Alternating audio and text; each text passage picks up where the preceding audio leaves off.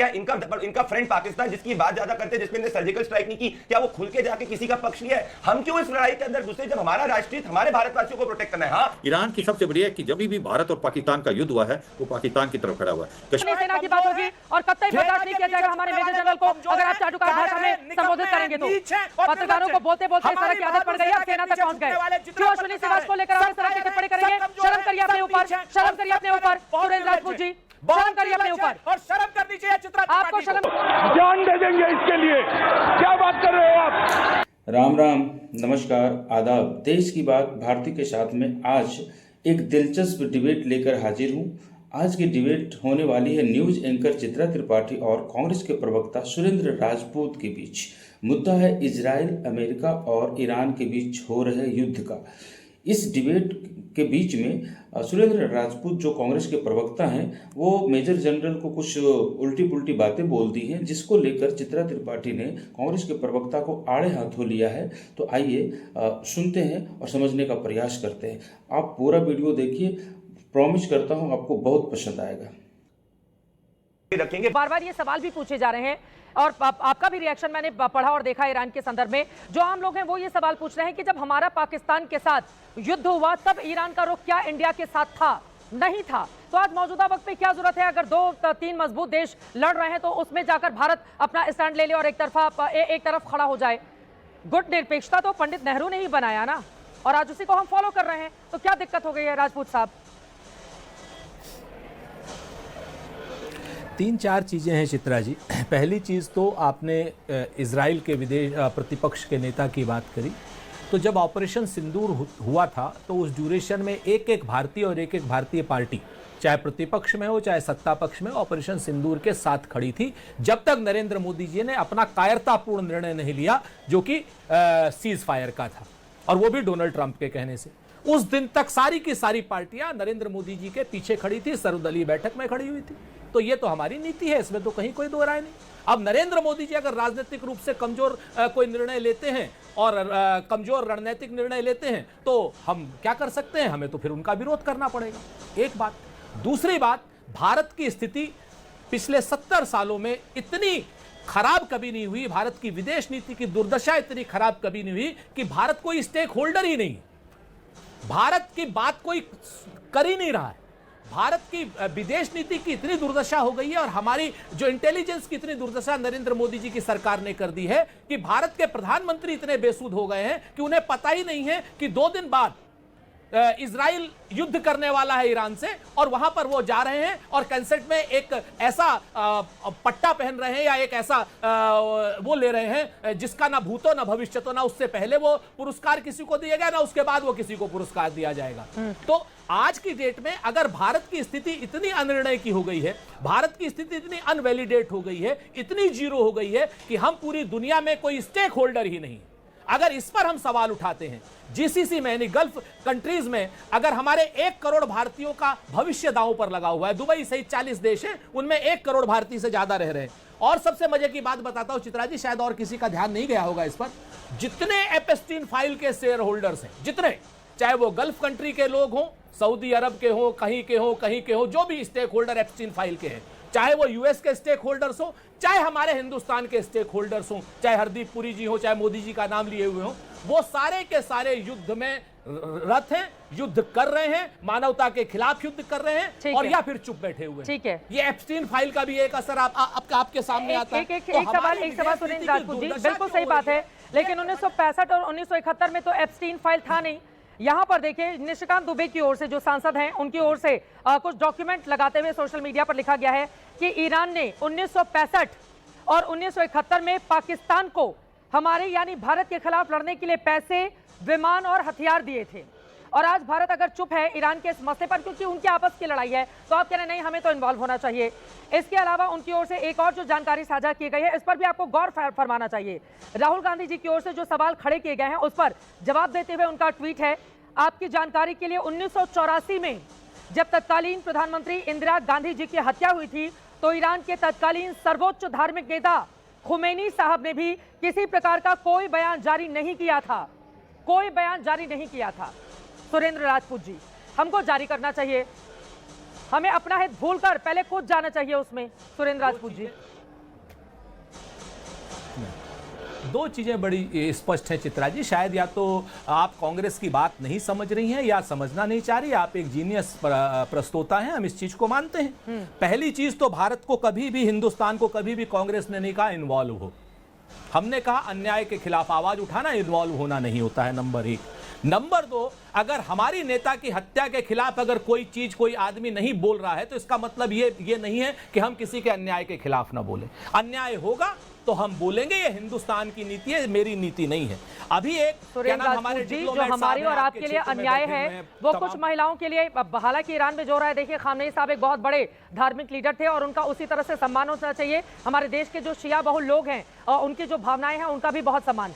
लेकिन सुरेंद्र राजपूत जी, उसी ईरान में हम ये भी देख रहे हैं कि बहुत सारी महिलाएं सड़कों पर उतरकर खुशी मना रही हैं, वो बुर्का हटा रही हैं। वो उनकी ओर से जो शब्द इस्तेमाल किए जा रहे हैं ईरान की महिलाओं की ओर से कि एक व्यक्ति मारा गया जिसने लगातार हमें प्रताड़ित किया। उनके अलग अलग वीडियोस देखिए। तो जो हमारे और आपके लिए अन्याय है राजपूत साहब, वो किसी के लिए न्याय भी तो है। ये तो तय करना हमारा काम है ना कि हमारे देश के हित में क्या है। सुरेंद्र राजपूत जी, देश के हितों को कैसे दरकिनार कर सकते हैं। लेकिन जल्दी से आपने जो बयान दिया, दो लाइन में अपनी बात कहिए, फिर मैं बीजेपी के पास आऊंगी। दीपक बोरा जी, उसके बाद मैं आ रही हूँ आपके पास। आप सवाल लंबे पूछती है, थोड़ा जवाब तो देने दीजिए। दीपक बोरा जी को भी जवाब देना है, आपको भी जवाब देना है। हाँ, किसी के देश में आंतरिक क्या हो रहा है ये हमारा विषय नहीं है। हमारा देश उस देश के साथ कैसे संपर्क रखता है, कैसे संबंध रखता है, अंतरराष्ट्रीय स्तर पर हमारी क्या पहचान है, उससे हमारे संबंध और हमारे वक्तव्य तय होते हैं। आज की डेट में नरेंद्र मोदी जी की सरकार ने दुर्दशा कर दी है हमारी विदेश नीति की। अभी पूछ रहे थे दीपक बोरा जी, चलो मैं नाम लेकर के कह देता हूं कि भाई क्या नाम ऐसा हो रहा है, ईरान में ये हो रहा है, इनका सऊदी अरब से पैक्ट था पाकिस्तान से, पूछो उस पाकिस्तान से। तो बिल्कुल पूछिए, मैं दीपक बोरा जी आपसे सहमत हूं।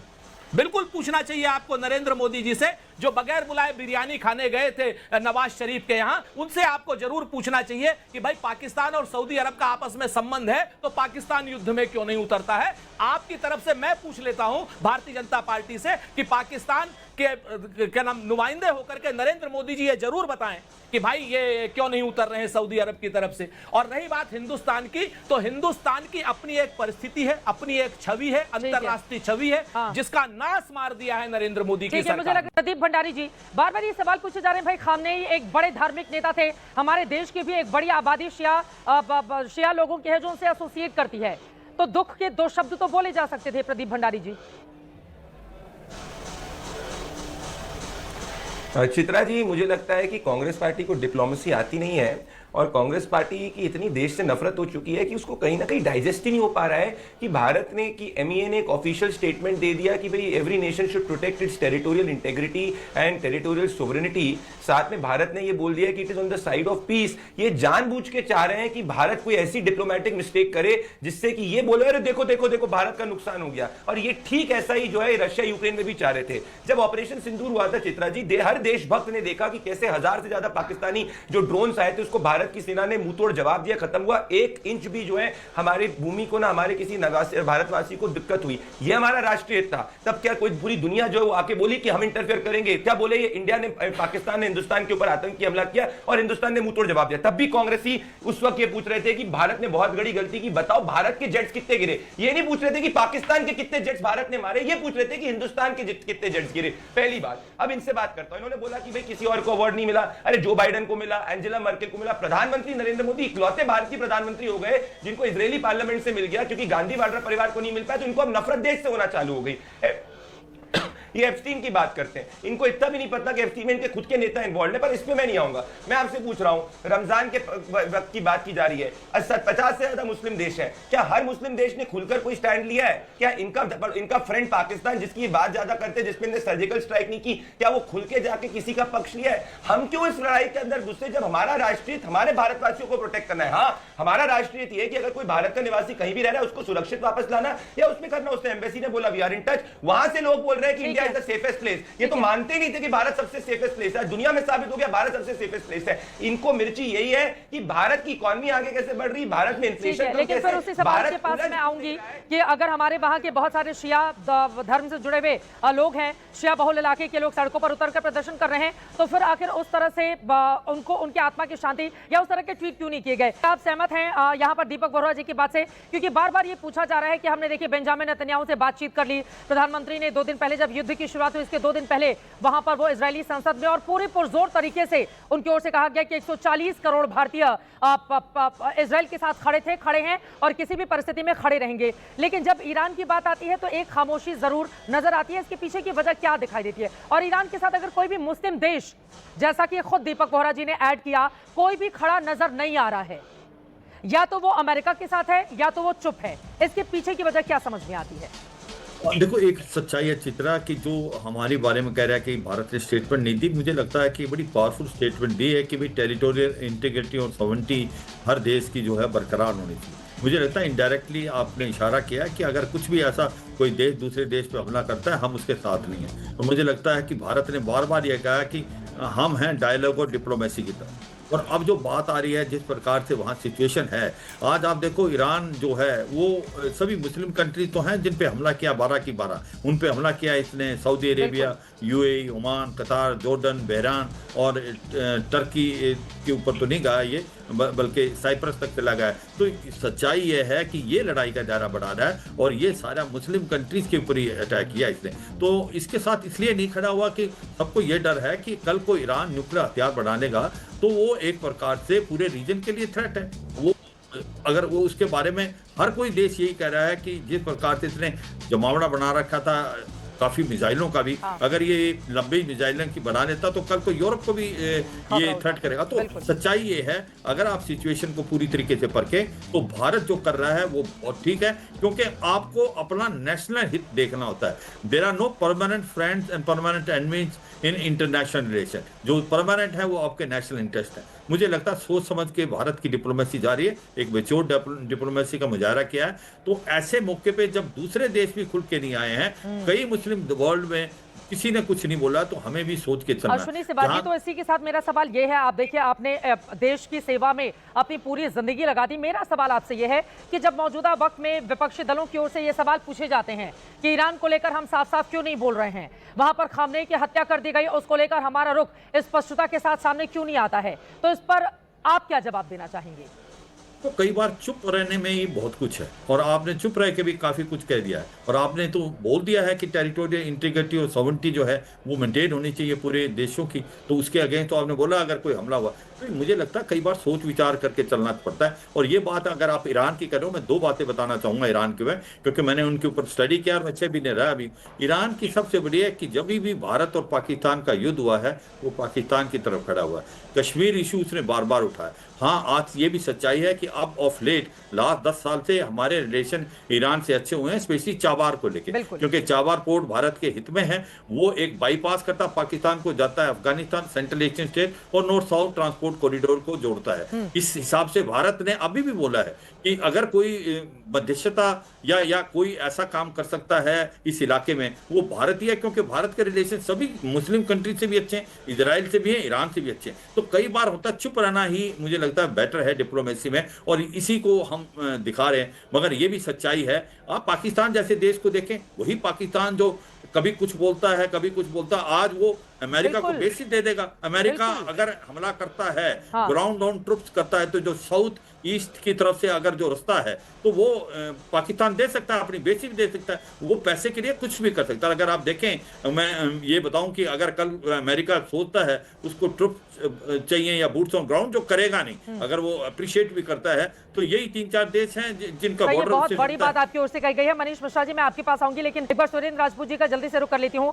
सुरेंद्र राजपूत जी, अब मेरा ये सवाल है, जिस मुल्क ने भारत पाकिस्तान युद्ध में हमेशा पाकिस्तान का साथ दिया, वो कभी भारत के साथ खड़ा नहीं रहा, आज उस मुल्क के लिए हमारे विपक्षी नेताओं का दिल इतना ज्यादा क्यों धड़क रहा है? के लिए हमारे विपक्षी नेताओं का दिल इतना ज्यादा क्यों धड़क रहा है? सुरेंद्र राजपूत जी। दो चीजें बड़ी स्पष्ट है। पहली चीज तो भारतीय जनता पार्टी और उनका इकोसिस्टम झूठ बोल रहा है, छल कर रहा है, कपट कर रहा है, प्रपंच कर रहा है कि ईरान के साथ हमारे अच्छे रिलेशन नहीं रहे।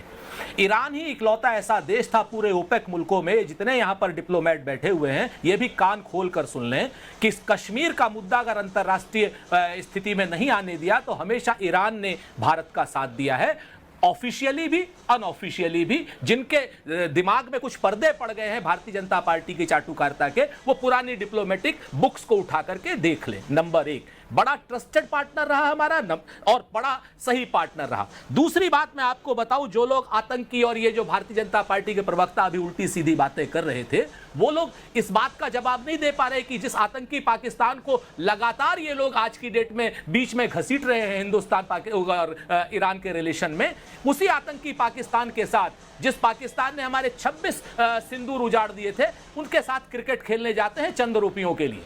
चंद रुपयों के लिए क्रिकेट खेलने जाते हैं। और हमारी सेना जब पीओके को लेने के लिए तैयार खड़ी थी, उसी समय डोनाल्ड ट्रंप के कह देने से ये लोग जो है क्या नाम सीज फायर कर देते हैं। हमारी विदेश नीति गुटनिरपेक्ष नीति है। हमारी विदेश नीति अमेरिका के सामने सरेंडर करने की नहीं है। हमारी विदेश नीति इजराइल के सामने सरेंडर करने की नहीं है। हमारी विदेश नीति अपनी इंडिपेंडेंट है। दुर्भाग्य है आज की डेट में भारत का कि नरेंद्र मोदी की यहां पर सरकार है और इन्होंने अपनी हमारी विदेश नीति जो 70 साल से बड़ी ताकतवर थी, अमेरिका और इजराइल के चरणों में रख दी है। तो क्या सुरेंद्र राजपूत जी एक लाइन में जवाब इसका, भारत पाकिस्तान युद्ध के दौरान क्या पाकिस्तान के साथ ईरान खड़ा नहीं था? क्या ये गलत बात है? क्या ये झूठी बातें हैं? जिन लोगों ने देश के लिए सेना में रहकर अपनी पूरी जिंदगी खपा दी, आज उनको आप चाटुकार कह रहे हैं सुरेंद्र राजपूत जी? मतलब आपके ये दिन आ गए हैं बोलने के लिए और आपको क्या शर्म नहीं आती है इस तरह की भाषा का इस्तेमाल करते हुए? आप कितनी गलत बात है, पीछे मत कितनी छुपे सेना के पीछे क्या ना छुपे? किसी भी रूप में सेना सबसे पहले इस देश के लिए, किसी भी रूप में सेना सबसे पहले इस देश के लिए। सुरेंद्र राजपूत जी, सरकारें आएंगी जाएंगी, लड़ने के लिए सेना के लोग बॉर्डर पर रहते हैं। क्यों नहीं सेना की बात होगी? क्यों नहीं सेना की बात होगी? और कतई बर्दाश्त नहीं किया जाएगा हमारे मेजर जनरल को अगर आप चाटुकार भाषा में संबोधित करेंगे तो। पत्रकारों को बोलते बोलते इस तरह की आदत पड़ गई, आप सेना तक पहुंच गए। क्यों अश्विनी सिवाज को लेकर आप इस तरह की टिप्पणी करेंगे? शर्म करिए अपने ऊपर, शर्म करिए अपने ऊपर सुरेंद्र राजपूत जी, शर्म करिए अपने ऊपर। और शर्म करनी चाहिए चित्रा आपको शर्म। इजराइल और अमेरिका के सैन्य ठिकानों पर तो दोस्तों इस वीडियो ताबड़तोड़ में मिसाइलें दागते हुए भयंकर तबाही मचा रहा है। अब ये जंग इतनी खतरनाक मोड़ पर पहुंच चुकी है कि अगर ये ठंडी नहीं पड़ी तो मिडिल ईस्ट के साथ ही पूरी दुनिया को बड़े खतरा था। पहले से ही घात लगाकर बैठी अमेरिकी नौसेना की पनडुब्बी ने इस पर भीषण हमला कर दिया। बहुत धन्यवाद। तो इस जंग